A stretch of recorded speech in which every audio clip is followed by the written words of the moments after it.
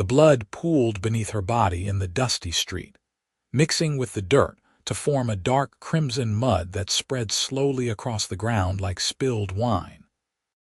Rebecca Zimmerman lay motionless where the outlaws had left her, her breathing so shallow that the rise and fall of her chest was barely visible beneath the torn fabric of her traveling dress. She had been on the westbound stage from Independence, carrying nothing more valuable than a small leather satchel containing her teaching certificates and the carefully saved wages from 2 years of work back east. But the Dalton gang had not cared about the contents when they pulled the trigger. The stage driver was dead, slumped over in his seat with unseeing eyes staring at the Kansas prairie. The other passengers had scattered into the tall grass when the shooting started, and now the only sound was the wind moving through the wheat fields that stretched endlessly in every direction. The date was June 14, 1881, and the afternoon sun beat down mercilessly on the scene of violence that had erupted so suddenly on the road 5 miles outside of Concordia. Harrison Gaines had been riding the fence line of his ranch when he heard the distant crack of gunfire. His hand had immediately gone to the Colt revolver at his hip, and he had urged his bay mare into a gallop toward the sound. At 24 years old, Harrison had lived in Kansas long enough to know that gunshots in the middle of the day rarely meant anything good. His dark hair was covered with trail dust, and his sun-weathered face bore the marks of a man who spent his days working cattle under the harsh prairie sun. When he crested the small rise and saw the abandoned stagecoach below, his jaw tightened. The horses were gone, probably stolen by whoever had attacked the coach. Harrison approached cautiously, his revolver drawn, scanning the area for any sign of the attackers. They were long gone, but what they had left behind made his stomach turn. The driver was beyond help, but then Harrison saw her. The young woman lay on her side in the dirt, her chestnut hair spread around her head like a dark halo. Blood stained the bodice of her pale blue dress, and for a moment Harrison thought she was dead too. Then he saw the faint flutter of her eyelids, the barely perceptible movement of her lips. He was off his horse in an instant, dropping to his knees beside her. His hands, rough from years of ranch work, moved with surprising gentleness as he assessed her injuries. The bullet had entered her left shoulder, missing her heart by mere inches. She had lost a lot of blood, and her skin was pale as milk. "Can you hear me?" Harrison asked, his voice low and urgent. "You are going to be all right. I am going to get you help." Her eyes fluttered open for just a moment, unfocused and glassy with pain and shock. Her lips moved, but no sound came out. Then her eyes closed again, and she went limp. Harrison did not hesitate. He could not move her roughly, not with a bullet still lodged in her shoulder, but leaving her here was not an option. The attackers might return, or she might bleed out before he could get back with a wagon. He shrugged out of his worn leather vest and then pulled off his cotton shirt, wadding it up and pressing it firmly against the wound to slow the bleeding. Then he carefully, so carefully, lifted her into his arms. She was light, too light, and he could feel how fragile she was as he carried her to his horse. Getting her into the saddle while keeping pressure on the wound was difficult, but Harrison managed. He mounted behind her, holding her against his bare chest with one arm while the other hand held the reins. Her head lolled against his shoulder, and he could feel the heat of fever already beginning to burn through her skin. The ride back to his ranch took 30 minutes that felt like hours. Harrison kept talking to her the whole way, though he did not know if she could hear him.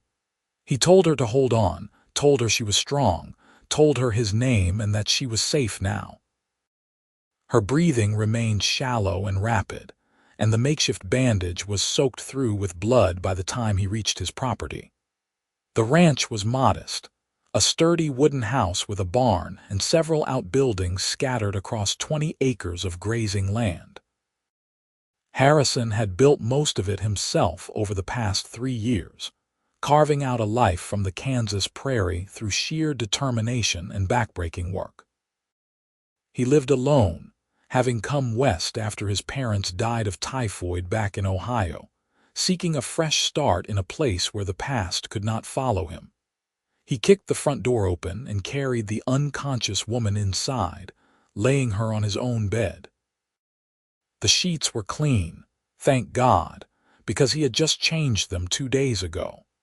He lit every lamp in the room to give himself enough light to work by, then grabbed his hunting knife and held the blade in the flame until it glowed red. Removing the bullet was going to hurt her, and he was grateful she was unconscious for it. Harrison had done this twice before, once on himself after a run-in with cattle rustlers, and once on a ranch hand who had been accidentally shot during a hunt.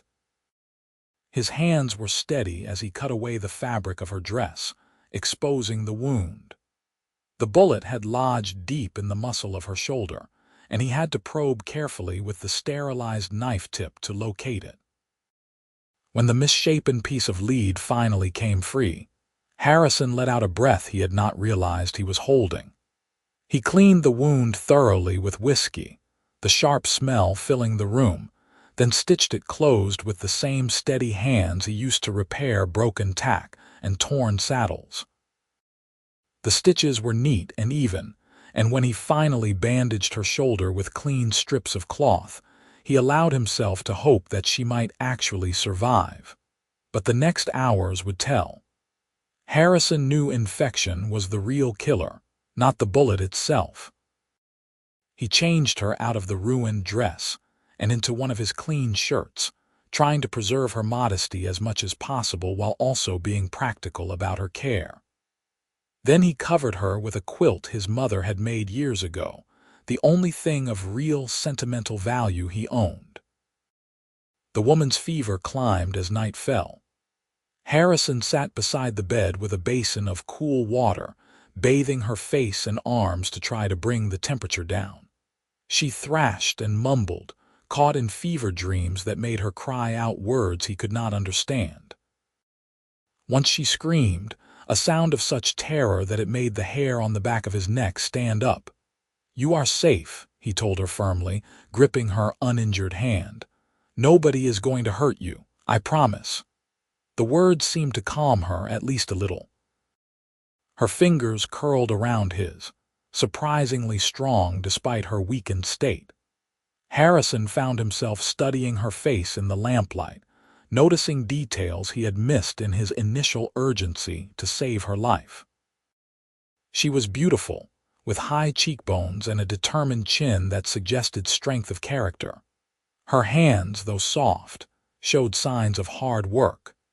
Not a pampered society lady then, but someone who knew what it meant to labor. 3 days passed in a blur of fever and delirium. Harrison barely left her side except to tend to his animals and bring in water from the well. He fed her broth when she was conscious enough to swallow, holding her head up with infinite patience while spooning the liquid between her cracked lips. He changed her bandages twice a day, relieved to see that the wound was beginning to heal without signs of infection. On the 4th morning, her fever finally broke. Harrison had dozed off in the chair beside the bed, exhausted from days of constant vigilance, when a soft voice woke him. "Where am I?" His eyes snapped open. The woman was awake, truly awake for the first time since he had found her. Her eyes, he saw now, were a striking shade of green, like new spring grass. She looked confused and frightened, her gaze darting around the unfamiliar room before settling on him. Harrison sat up slowly, not wanting to startle her. "You are at my ranch about 5 miles outside of Concordia, Kansas. You were shot during a stagecoach robbery. Do you remember what happened?" She closed her eyes, and he saw tears squeeze out from beneath her lashes.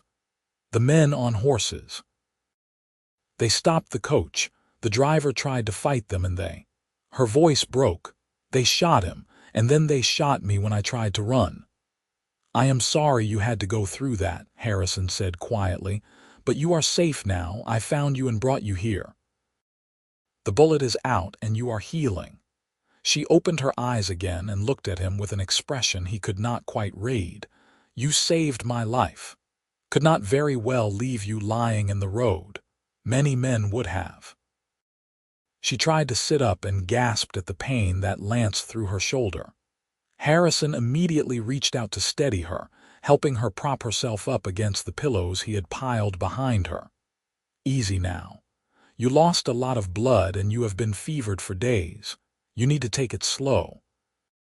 She nodded, breathing carefully through the pain. Then she looked at him again with those clear green eyes. "I do not even know your name." "Harrison Gaines, though most folks just call me Harrison." A small smile touched her lips, the first he had seen from her. "Thank you, Harrison Gaines, for saving my life and for taking care of me." "What is your name?" he asked.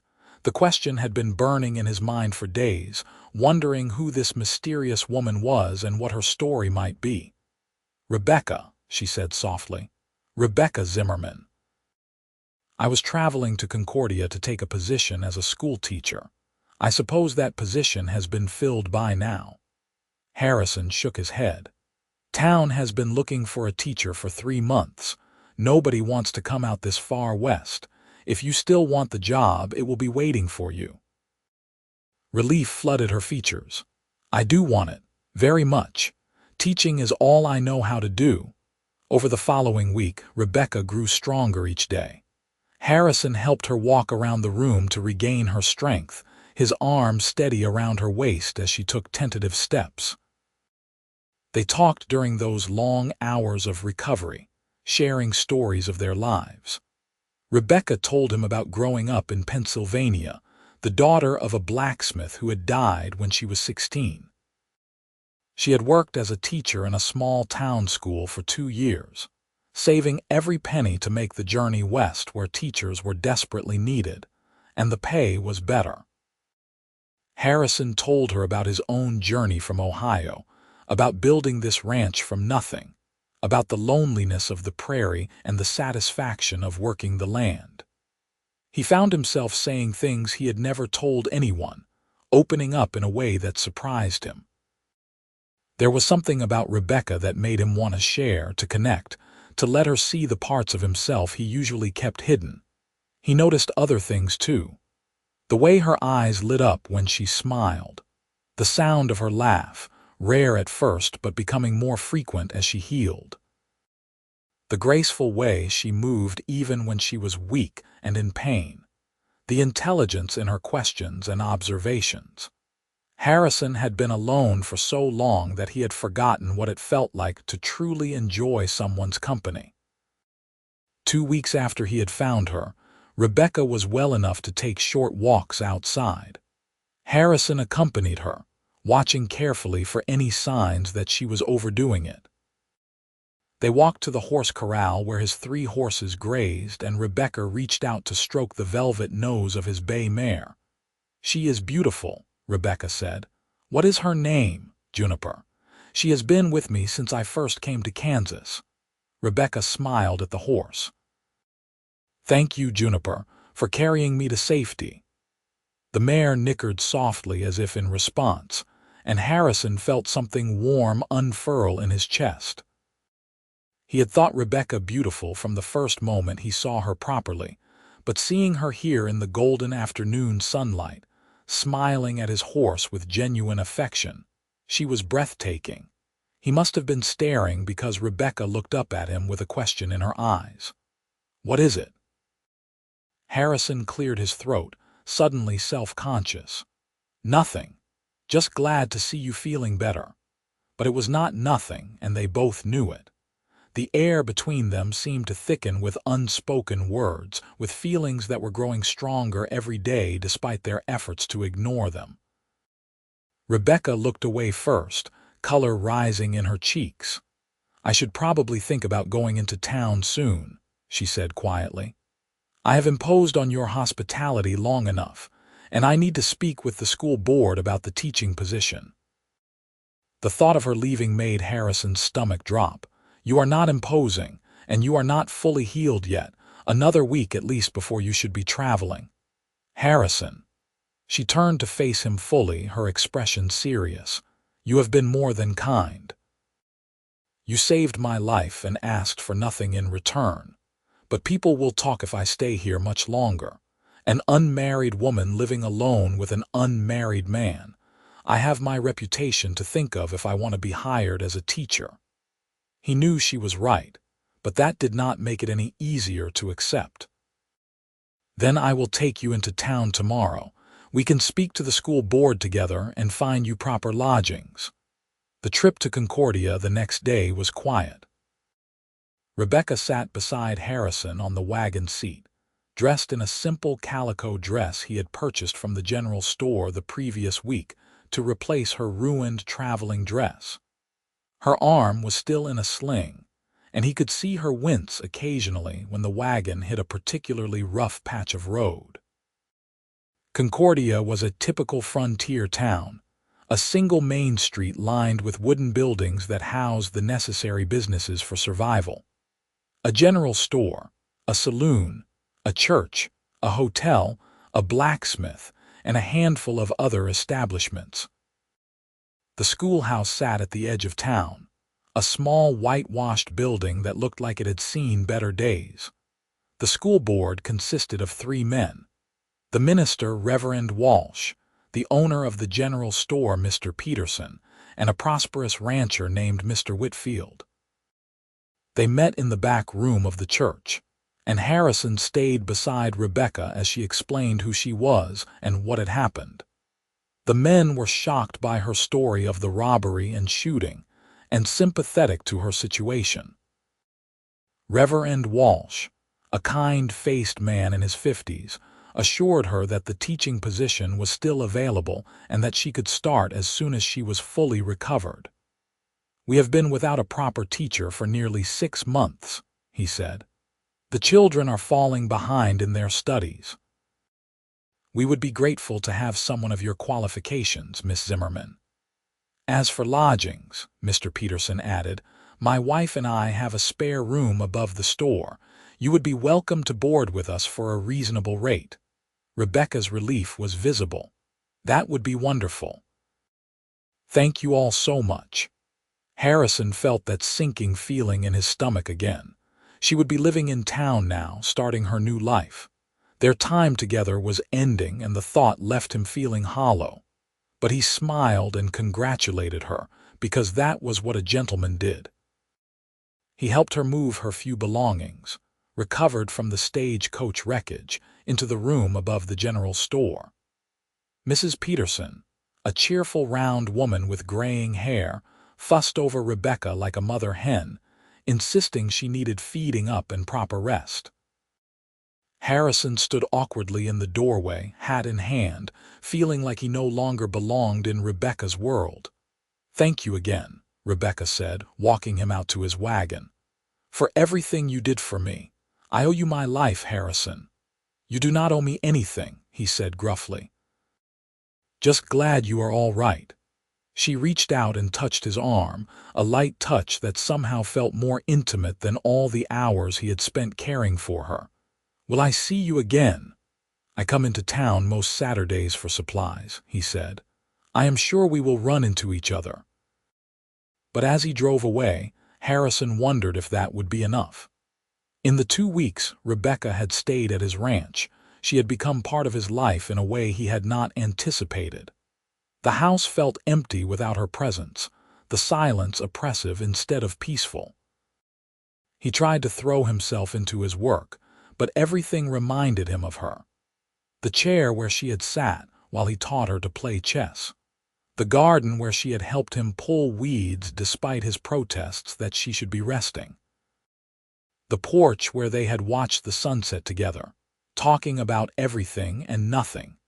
Rebecca threw herself into preparing for the school term, which would begin in September. She spent her days cleaning the schoolhouse, organizing the few books and supplies available, and meeting with the families whose children would be her students. but her thoughts kept drifting back to Harrison, to his quiet strength and gentle hands, to the safety she had felt waking up in his home. She told herself she was being foolish. He had helped her because he was a good man, not because he had any special feelings for her. The connection she felt was probably just gratitude mixed with the intensity of the situation. Once enough time passed, these feelings would fade and she could focus on her new life as a teacher. But Saturday came, and Rebecca found herself watching the street from the window of her room, looking for a familiar figure. When Harrison's wagon pulled up outside the general store, her heart leaped in a way that had nothing to do with gratitude. He saw her in the window and raised his hand in greeting. Rebecca hurried downstairs, not caring that Mrs. Peterson gave her a knowing look. She stepped outside just as Harrison was tying his horse to the hitching post. "Good morning," she said, suddenly shy. "How have you been?" "Good," he said, though his eyes told a different story. He looked tired, like he had not been sleeping well. "How is the shoulder?" "Much better. I barely need the sling anymore." She demonstrated by moving her arm carefully, pleased when the movement caused only minimal discomfort. "The schoolhouse is almost ready. I start teaching in 3 weeks." "That is good. Real good." Harrison shifted his weight, clearly wanting to say more but not knowing how. They stood there in awkward silence for a moment before Rebecca gathered her courage. "Would you like to have lunch with me? There is a small restaurant next to the hotel. Nothing fancy, but the food is decent." Relief and pleasure crossed his face. "I would like that very much." The restaurant was indeed small and simple, but the food was hot and filling. They sat across from each other at a wooden table worn smooth by years of use, and slowly the awkwardness faded. They fell back into the easy conversation they had shared at the ranch, talking and laughing like old friends. Harrison told her about a calf that had been born the previous week, and how he had stayed up all night helping the mother through a difficult birth. Rebecca described her plans for the school curriculum and her excitement about meeting her students. The meal stretched into hours, neither of them wanting it to end. "I missed you," Harrison said suddenly, the words escaping before he could stop them. "The ranch has been quiet without you." Rebecca felt heat rise to her cheeks, but she met his eyes steadily. "I missed you too. It is strange, is it not? We only knew each other for 2 weeks, but it feels like longer." "Feels like I have known you my whole life sometimes," Harrison admitted. "Is that foolish?" "If it is, then we are both foolish." Rebecca reached across the table and took his hand. His fingers closed around hers, rough and strong and warm. "I have thought about you every day since I left." "Rebecca, Harrison paused, struggling with words that had never come easily to him. "I know you have your teaching position now and a new life starting here in town. And I am just a rancher living out on the prairie. But I would like to call on you properly if you would allow it. I would like to court you." Joy bloomed in Rebecca's chest, bright and fierce. "I would like that very much, Harrison Gaines." And so began a courtship that would become legendary in Concordia. Every Saturday, Harrison would ride into town and take Rebecca to lunch. He attended church on Sundays just to sit beside her in the pew, enduring Reverend Walsh's lengthy sermons with patience, because it meant spending time with her.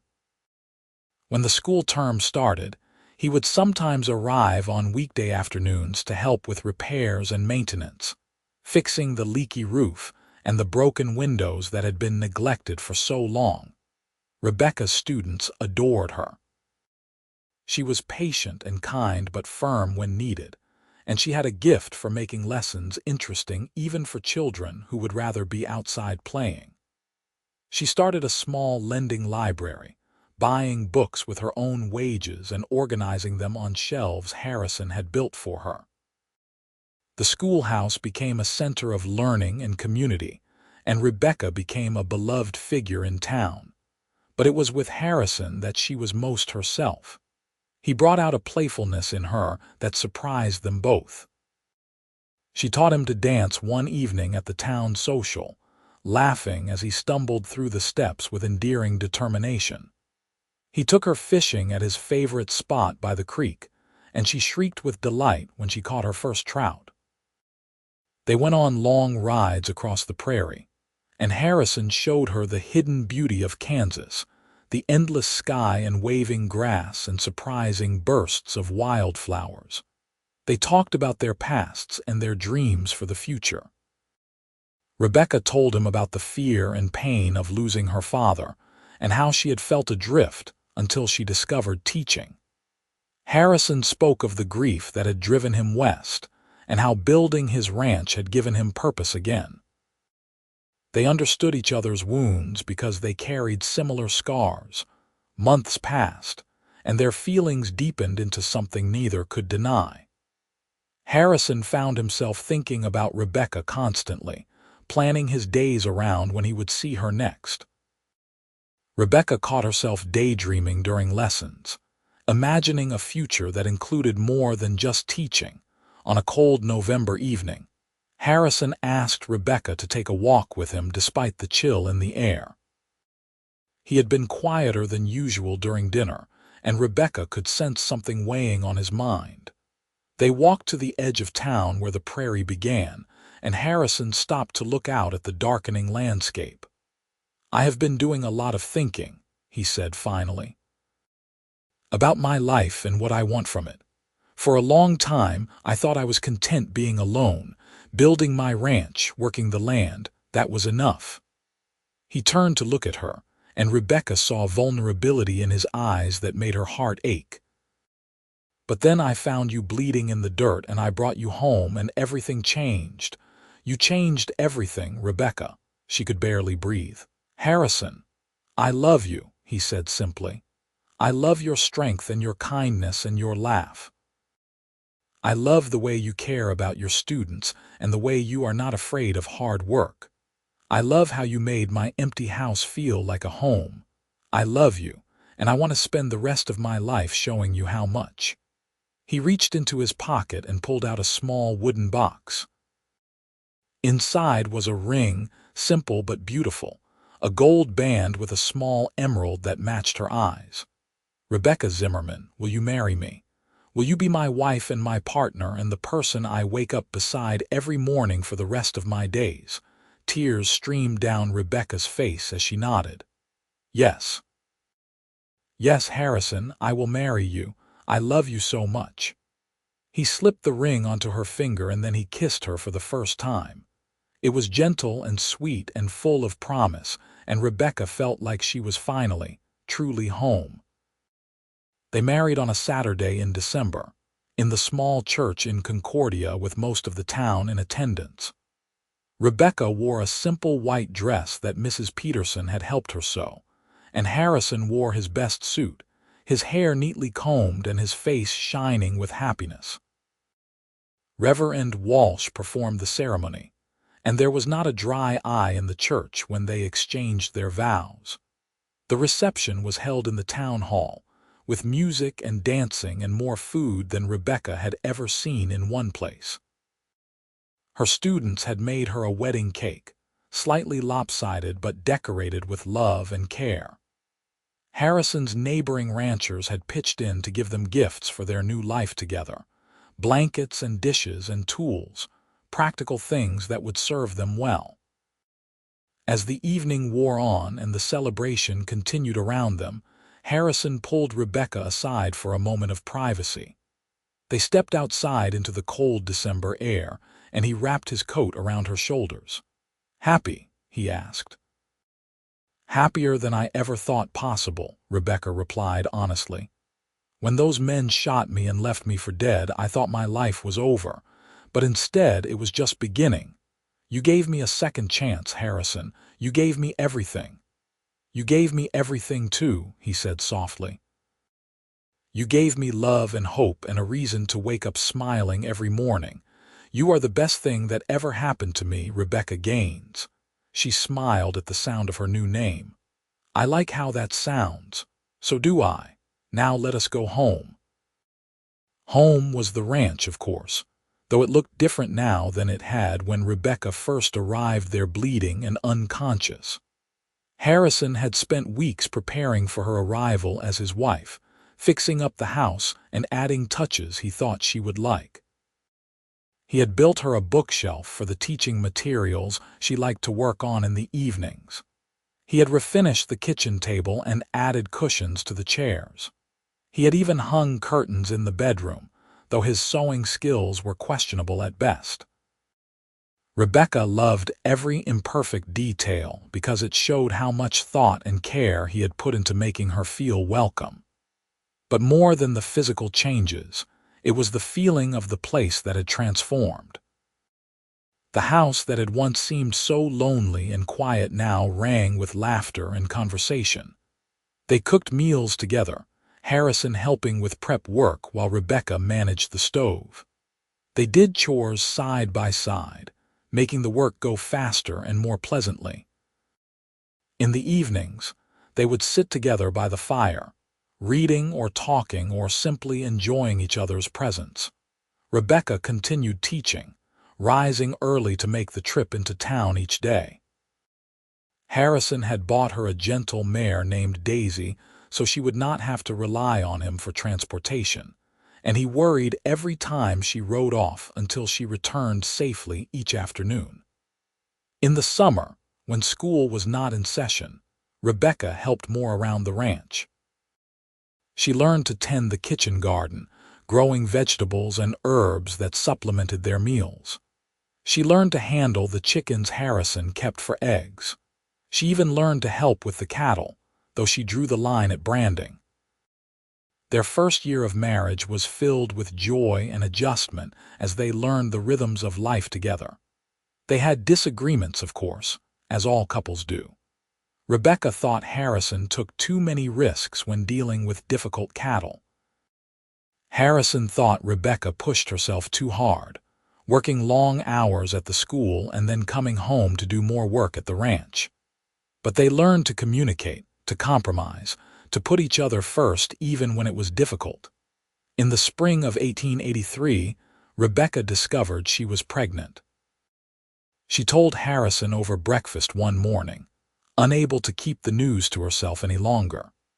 His whoop of joy and the way he picked her up and spun her around, careful of her belly even though she was barely showing, made her laugh until tears ran down her face. "We are going to have a baby," he kept saying, wonder in his voice. "You and me.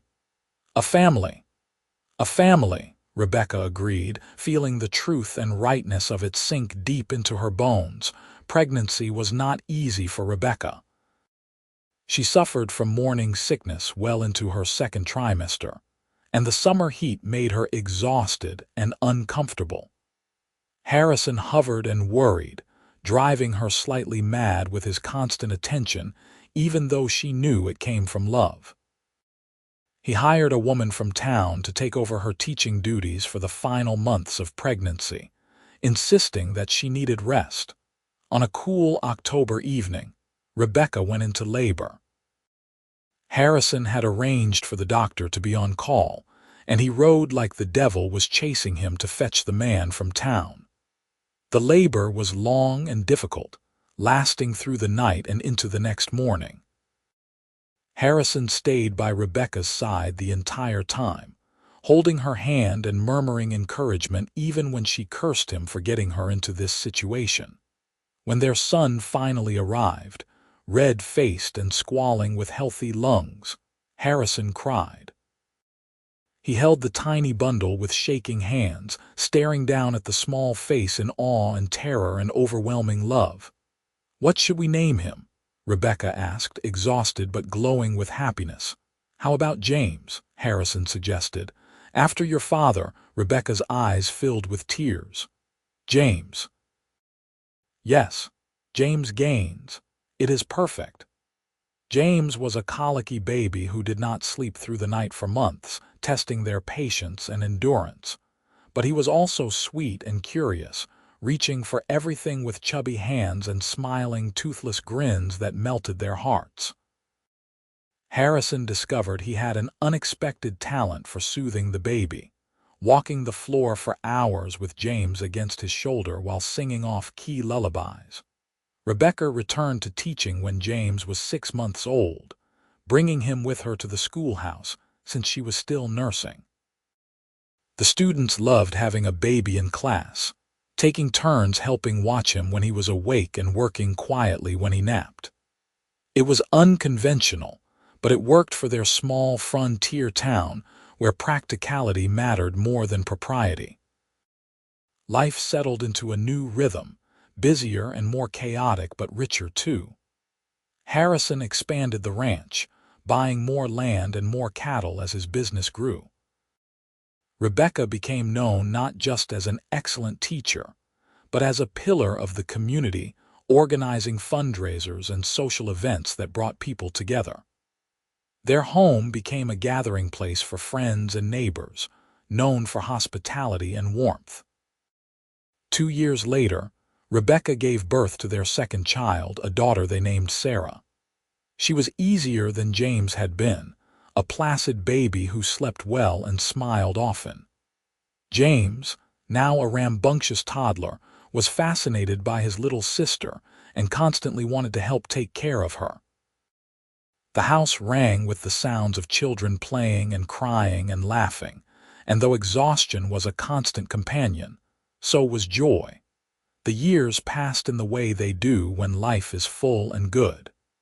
James grew into a serious boy who loved helping his father with the ranch work. Sarah was more like her mother, with a keen mind and a love of books. When she was old enough, she would sit in on her mother's classes, absorbing knowledge like a sponge. They added a third child, another son named Thomas, who had his father's quiet strength and his mother's determination. Through it all, Harrison and Rebecca's love for each other only deepened. They had built a life together from the ashes of tragedy, creating something beautiful and lasting. On quiet evenings when the children were asleep, they would sit together on the porch they had expanded over the years, looking out at the prairie sunset and marveling at the journey that had brought them here. "You ever think about that day?" Rebecca asked one such evening. "The day you found me."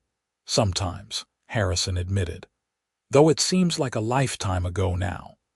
If someone had told me then that I would end up here, married to the man who saved me with 3 beautiful children and a life I love, I would not have believed them." "You would have married me just for my good looks, though, right?" Harrison teased, and Rebecca laughed and swatted his arm. "Obviously. Your devastating charm had nothing to do with it." He pulled her close, and she rested her head on his shoulder in a gesture that had become second nature over the years. "I am glad I was riding fence that day," he said quietly. "Glad I heard the shots and went to investigate. Glad I found you. Every day I wake up grateful that you came into my life, even if it was in the worst possible way." "I am grateful too," Rebecca said. "You gave me a second chance at life, Harrison, and then you gave me the most wonderful life I could have imagined. I love you." "I love you too. Always have, always will."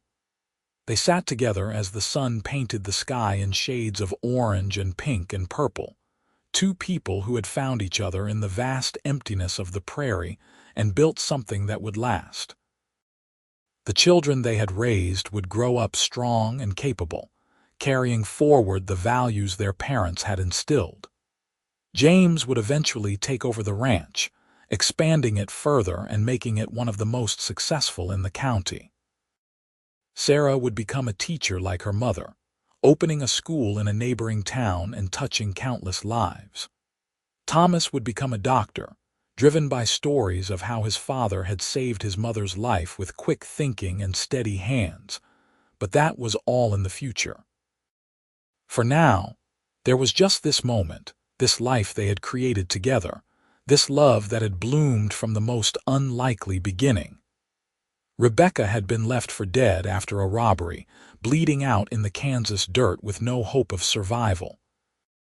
But a cowboy had found her, nursed her back to health, and asked her name. That simple act of compassion had led to this, to everything that mattered. As the stars began to appear in the darkening sky, Harrison and Rebecca went inside their home, ready to face whatever tomorrow would bring. Together they had weathered loss and pain and the harsh realities of frontier life. Together they had built something lasting and true. And together they would continue to face the future, side by side, heart to heart, partners in every sense of the word. The story of the schoolteacher who was shot and the cowboy who saved her would be told in Concordia for generations. It would be romanticized and embellished, growing into legend over the years. But those who knew Harrison and Rebecca Gaines personally knew that no embellishment was necessary. Their love story was already extraordinary, a testament to the power of compassion and second chances, and the unexpected ways that life can surprise us. Years later, when they were old and gray, their children grown with families of their own, Harrison and Rebecca would still sit together on that porch and watch the sunset. Their hands would still find each other automatically, fingers intertwining with the ease of decades of practice. And Rebecca would still thank whatever twist of fate had put Harrison on that particular stretch of road on that particular June day in 1881, riding fence when he heard gunshots and chose to investigate. Because that choice, that single decision to help someone in need, had changed everything. It had saved her life, yes, but more than that, it had given both of them something to live for. A partner, a family, a love that would endure through hardship and triumph, through the everyday struggles and the extraordinary moments, through all the years that stretched between that first meeting and this comfortable old age.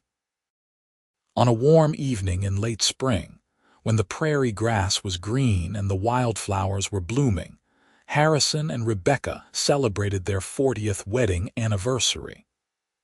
Their children and grandchildren gathered at the ranch for a party that lasted long into the night.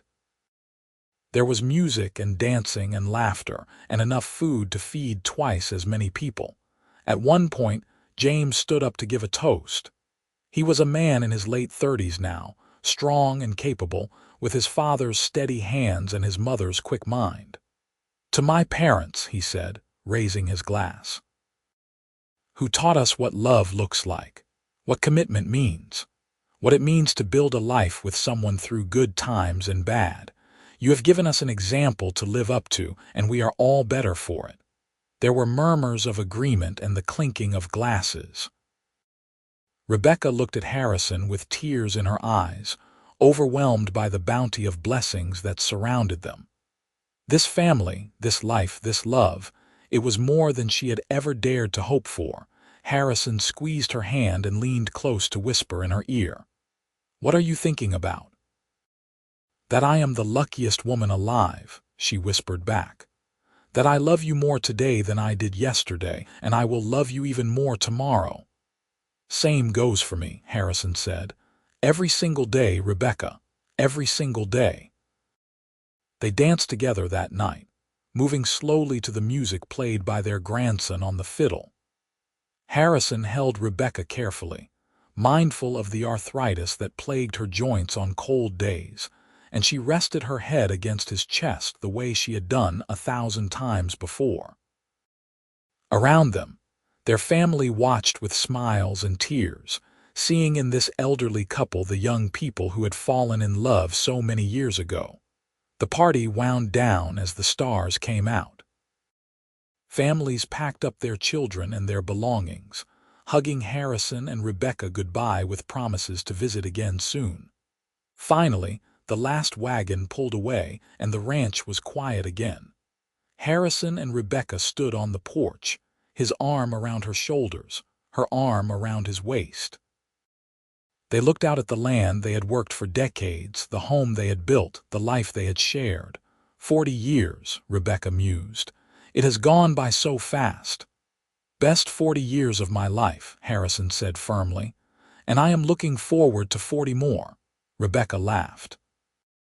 We will be ancient by then. Do not care. As long as I am ancient with you. They went inside, helping each other up the steps that seemed to get steeper every year, and prepared for bed with the comfortable routine of a lifetime together.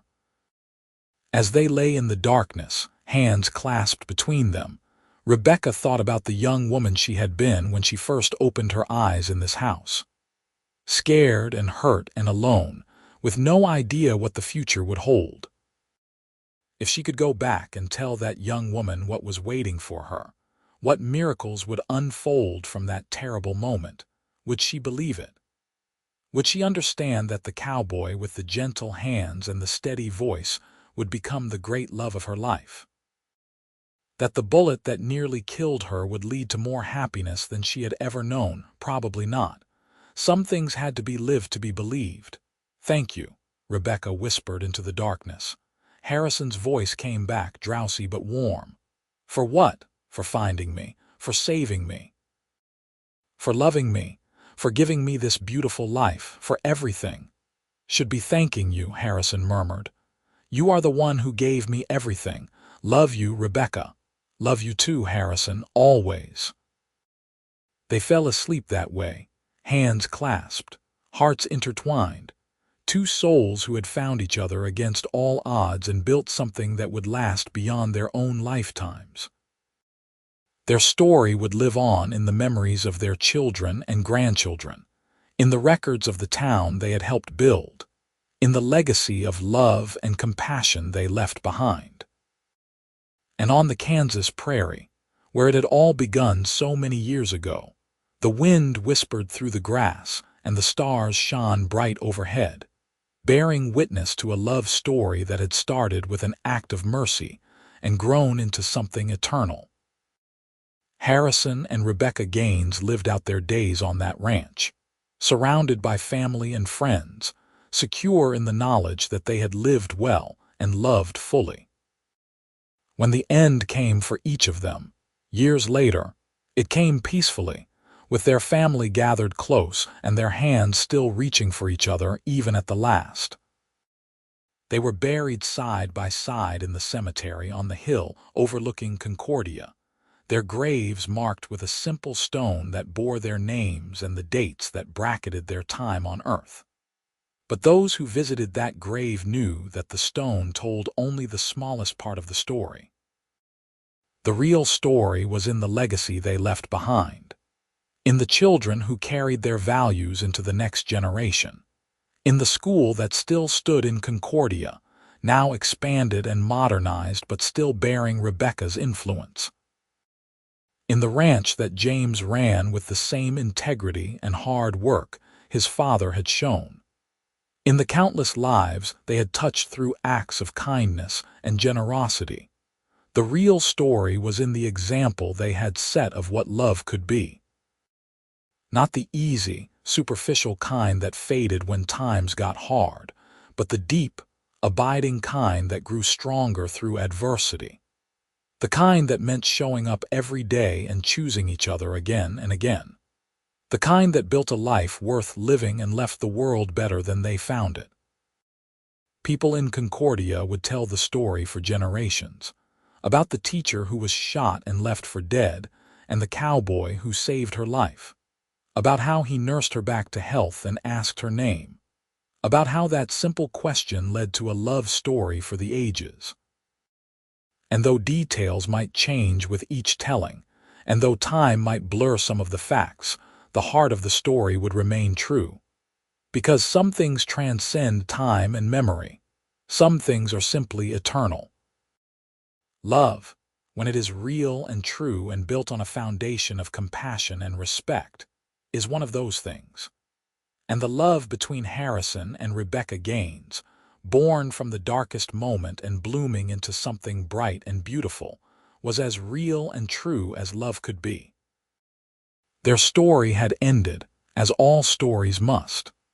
But the love they shared, the example they set, the lives they touched that would ripple outward through generations to come. Those things would never end. They would continue on, eternal and unbreakable, a testament to the power of one person choosing to help another, of kindness meeting courage, of two souls finding their way to each other across the vast prairie of possibility. And that, after all, is what makes a story worth telling.